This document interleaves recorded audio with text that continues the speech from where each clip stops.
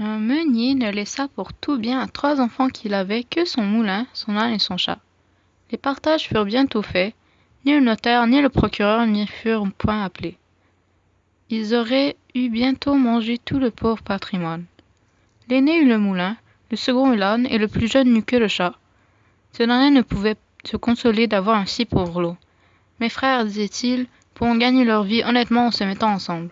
Pour moi, lorsque j'aurai mangé mon chat et que je me serai fait un manchon de sa peau, il faudra que je meure de faim.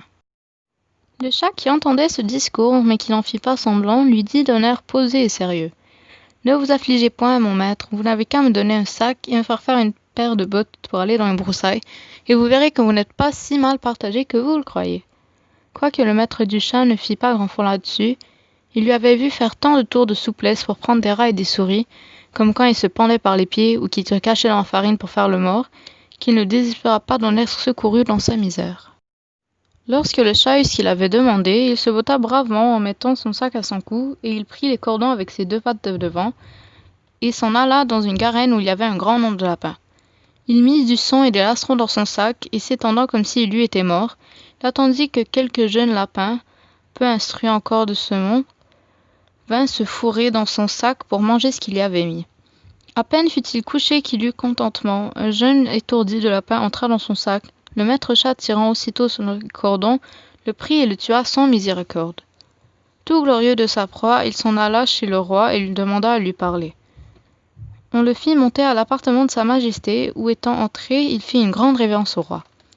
Il lui dit « Voilà, sire, un lapin de Garenne que monsieur le marquis de Carabas, c'était le nom qu'il avait pris en gré de donner à son maître, m'a chargé de vous présenter de sa part.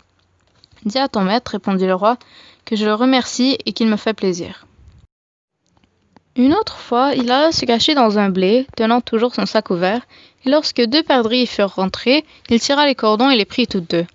Il alla ensuite les présenter au roi, comme il avait fait le lapin de Garenne. Le roi reçut encore avec plaisir les 2 perdrix et lui fit donner pour boire. Le chat continua ainsi pendant 2 ou 3 mois à porter de temps en temps au roi le gibier de la chasse de son maître. Un jour qu'il sut que le roi devait aller à la promenade sur le bord de la rivière avec sa fille, la plus belle princesse du monde, il dit à son maître, « Si vous voulez suivre mon conseil, votre fortune est faite. Vous n'avez qu'à vous baigner dans la rivière à l'endroit que je vous montrerai, et ensuite me laisser faire. » Le marquis de Carabas fit ce que son chat lui conseillait, sans savoir à quoi cela serait bon. Dans le temps qu'il se baignait, le roi vint à passer et le chat se mit à crier de toute sa force. « Au secours! Au secours! Voilà monsieur le marquis de Carabas qui se noie !» À ce cri, le roi mit la tête à la portière et, reconnaissant le chat qui lui avait apporté tant de fois du gibier, il ordonna à ses gardes qu'on allât vite au secours de monsieur le marquis de Carabas. Pendant qu'on retirait le pauvre marquis de la rivière, le chat s'approcha du carrosse et dit au roi que dans les temps que son maître se baignait, il était venu des voleurs qui avaient emporté ses habits. Quoiqu'il eût crié aux voleurs de toute sa force, le drôle les avait cachés sur une grosse pierre. Le roi ordonna aussitôt aux officiers de sa garde-robe d'aller quérir un de ses plus beaux habits pour monsieur le marquis de Carabas. Le roi lui fit 1000 caresses, et comme les beaux habits qu'on venait de lui donner relevaient sa bonne mine, car il était beau et bien fait de sa personne, la fille du roi le trouva fort à son gré, et le comte de Carabas ne lui eut pas jeté 2 ou 3 regards fort respectueux et un peu tendres, qu'elle en devint amoureuse à la folie. Le roi voulut qu'il montât dans son carrosse et qu'il fût de la promenade.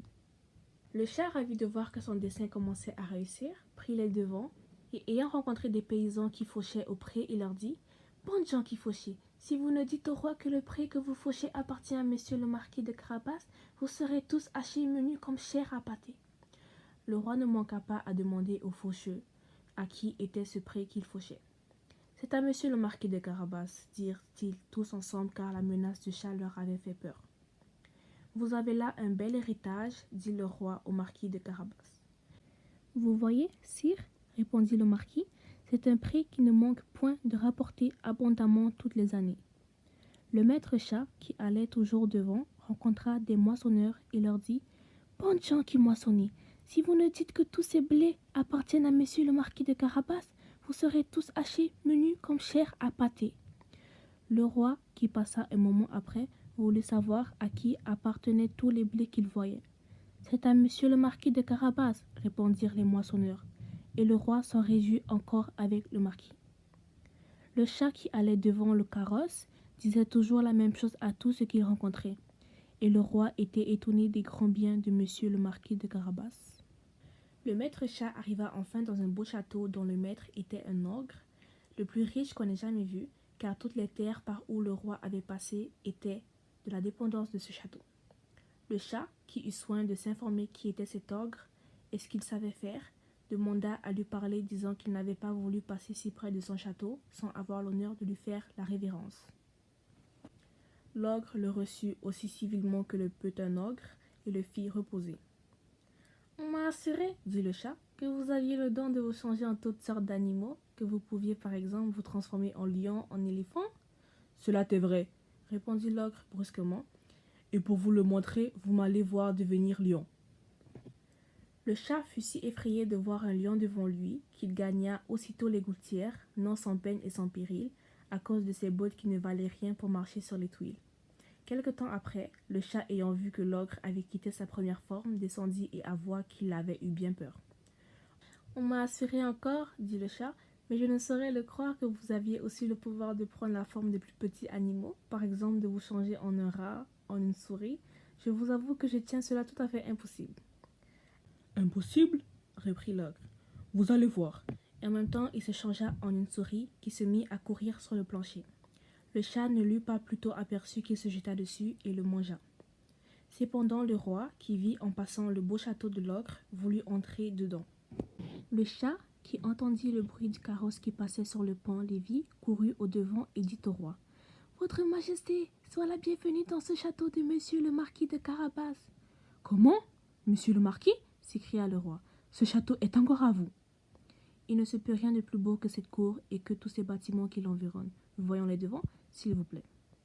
Le marquis donna la main à la jeune princesse et, suivant le roi qui montait le premier, ils entrèrent dans une grande salle où ils trouvèrent une magnifique collation que l'ogre avait fait préparer pour ses amis qui le devaient venir voir ce même jour-là, mais qui n'avaient pas osé entrer, sachant que le roi y était. Le roi, charmé des bonnes qualités de monsieur le marquis de Carabas, de même que sa fille qui en était folle, et voyant les grands biens qu'il possédait, lui dit, après avoir bu 5 ou 6 coupes : « Il ne tiendra qu'à vous, monsieur le marquis, que vous ne soyez mon gendre. » Le marquis, faisant de grandes révérences, accepta l'honneur que lui faisait le roi, et dès le même jour épousa la princesse. Le chat devint grand seigneur et ne courut plus après les souris que pour se divertir.